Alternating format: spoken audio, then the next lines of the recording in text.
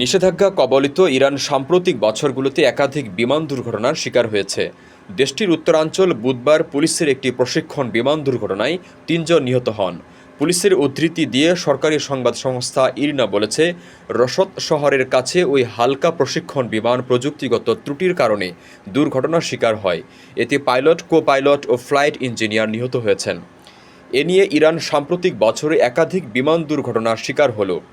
দেশটির কর্মকর্তাদের মতে, বিমানের পুরনো বহরগুলো চালু রাখতে খুচরা যন্ত্রাংশ সংগ্রহে তাদের সমস্যা হচ্ছে। ১৯৯৫ সাল থেকে ইরানের বিমান পরিবহন শিল্পে যুক্তরাষ্ট্রের নিষেধাজ্ঞা রয়েছে, যার কারণে বিমান সংস্থাগুলোকে বেসামরিক বিমান বা খুচরা যন্ত্রাংশ কেনার অনুমতি দেওয়া হয়নি। এতে তাদের বহরের একটি অংশ স্থগিত করতে বাধ্য হয়েছে।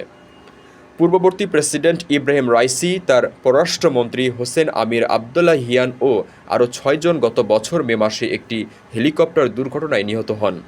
২০০৯ সালে ইরানি কোম্পানি কাস্পিয়ান এয়ারলাইন্সের একটি টুপোলেভ ১৫৪ বিমান আর্মেনিয়া যাওয়ার পথে একটি মাঠে দুর্ঘটনার শিকার হয়, যার ফলে ১৬৮ জন যাত্রী ও ক্রু সদস্য নিহত হন। দুর্ঘটনাটি প্রযুক্তিগত সমস্যার কারণে ঘটেছিল বলে ইরানি কর্তৃপক্ষ জানিয়েছিল। কারো কাছে স্বপ্ন পূরণ, কারো আনন্দের উপলক্ষ, আবার কারো জীবন পাল্টে দেওয়ার মুহূর্ত, কখনো জীবন বাঁচাতে সর্বোচ্চ গতিতে উড়ে চলা, কারো আবেগের শেষ মুহূর্ত, আপনজনের শেষ বিদায়ে শামিল হওয়া। এমন সব ইচ্ছে পূরণে সর্বনিম্ন ভাড়ায় দ্রুতগতির বাহন প্রবাসী হেলিকপ্টার। আপনার প্রয়োজনে যোগাযোগ করুন আমাদের হটলাইনে।